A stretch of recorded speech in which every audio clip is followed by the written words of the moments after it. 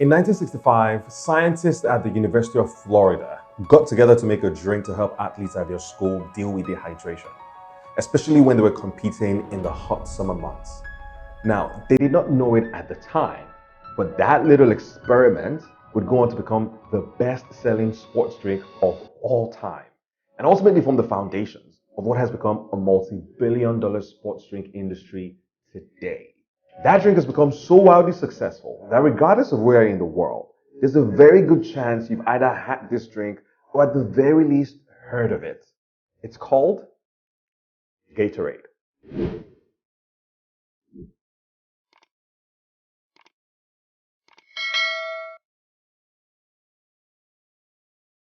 Let's go back in time to the summer of 1965. Coaches of the football team at the University of Florida had a big problem. Because of the summer heat, the players were so often so badly dehydrated that they couldn't get through practice. According to some reports, players were actually passing out from heat exhaustion during practice. Now, if you know anything about team sports or playing team sports, or even sports in general, then you know it's hard to put a team together, get ready for games, and compete when you can't get through practice. Practice is essential. Now, at this time, drinking water while playing sports was actually frowned on because conventional knowledge was that drinking water while playing sports made athletes sluggish. At this point, we know this isn't true, but that was the case at the time. So even though it was so obvious, water wasn't thought of as a choice for this problem. Now, clearly, the coaches needed to figure out a solution, and they turned to researchers at the university to help figure out a fix to stop players from getting so badly dehydrated. These scientists that they turned to were a group of researchers at the university's College of Medicine, led by a man called Dr. Robert Cade. And being researchers, they were obviously fascinated by this issue and they got to work. Remember, the problem was that players were getting dehydrated pretty quickly given how hot that summer was. Since the scientists couldn't exactly re-engineer the weather to stop the heat, they focused on helping the players stay hydrated better and for longer to slow down the dehydration problem. The players weren't adequately hydrated and their performance suffered. This meant creating a drink that was a mix of water, sodium, sugar, potassium phosphate, and lemon juice. And the idea was that this delicate mix would come together nicely to help the players stay better hydrated and potentially allow them to perform at high levels and for longer periods. But because these guys were scientists, their entire focus was on finding the right elements and the right balance that would help the players stay better hydrated. I guess what I'm trying to say is they paid a lot of attention to what went into making the drink, but they didn't pay that much attention into how it tasted. And according to reports, it tasted really bad. It tasted so bad that the scientists actually threw up when they tested their own first samples. But remember, this was all about fixing dehydration, so they just focused on that and forgot about the taste. Players on the football team actually tested this first version in 1966 during games, and it worked. The players were coping better with heat in practice, and during games, they also seemed to be playing much better than their opponents, especially in the second half. So it seemed as though the University of Florida players were staying hydrated for longer, and they were beating opponents who were likely more dehydrated, tired, and slower in the second half. Now, once it was clear that the drink was working and could be a success for the football team, the researchers needed to figure out a name for it. They weren't just going to call it Magic Lemon Drink or something. The first name of the name Gatorade was straightforward. The University of Florida's football team is called the Florida Gators, but the second part was a bit tricky. The researchers initially wanted to call the drink Gatorade, but having the word aid in the name would have meant they needed to scientifically prove the effects of the drink if they ever wanted to sell it commercially. Now, this would have meant conducting clinical trials and tests and scientifically validating their formula. So to avoid all of that, they settled on a smart play of words, probably taking inspiration from the word lemonade, and they called their drink Gatorade instead.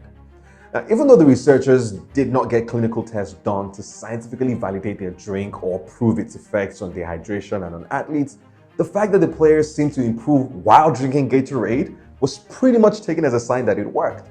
Now remember, the idea behind Gatorade was to help athletes stay better hydrated just to deal with the heat. But because being better hydrated can be linked to improved performance as an athlete, Gatorade started to be seen as a secret sauce for winning. In 1966, the first full season when the University of Florida team had Gatorade available, they won 8 of their 10 games, and the university had to release an official statement announcing that a team of researchers at their school had developed the drink.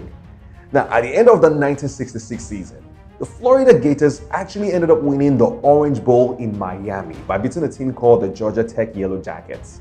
At the end of the game, the coach of the Yellow Jackets said the difference between his team and the Gators was that his team did not have Gatorade. So think about that for a minute. When the coach of a team thinks that his team lost because they didn't have the same sports drink as their opponent, people start to take notice and demand starts to grow. And soon enough, people from outside the University of Florida also wanted Gatorade.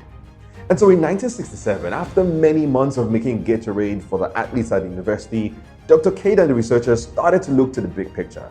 They decided to make the drink a commercial product. But because they couldn't do this by themselves, they ended up teaming up with a food packaging company called Stokely Van Camp. Now, after some negotiations, which we'll talk about really soon, the company secured the rights to make Gatorade commercially, and because they had experience making packaged food, they also figured out a way to make Gatorade taste much better than the researchers' first sample, while still having the same believed effects on dehydration. And soon enough, they were selling it nationally across the US.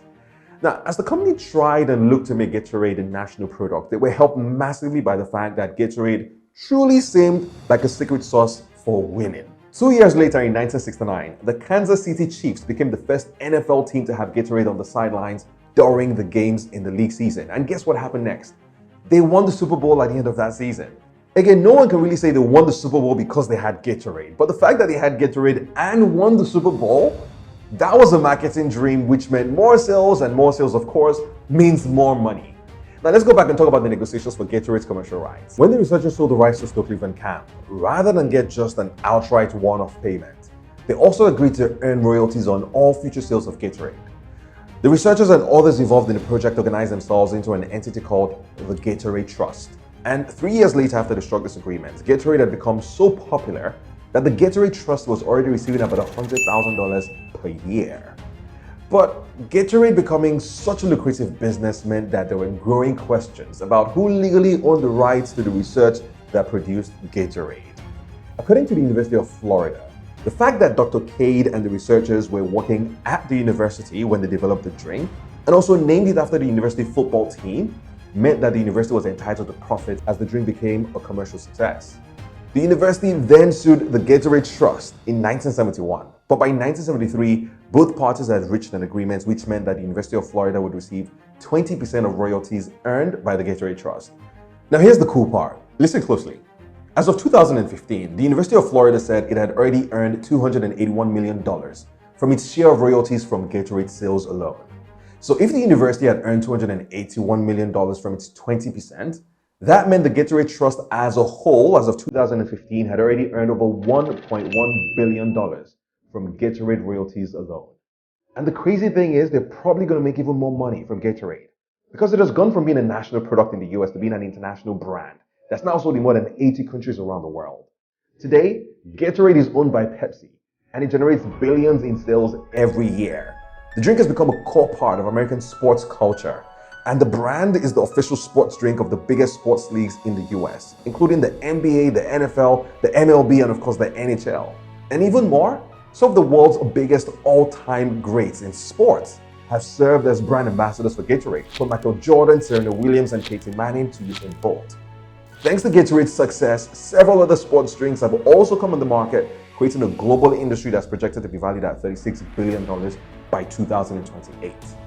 And it's hard to believe that it all goes back to a team of researchers who got together to solve a fascinating problem in their local university lab. But it did more than solve that problem. It may have been an accident, but they created a $1 billion sports drink industry along the way. That's it for today, guys. Thanks for watching. Send this video to anyone you know who loves and plays sports. See you next week.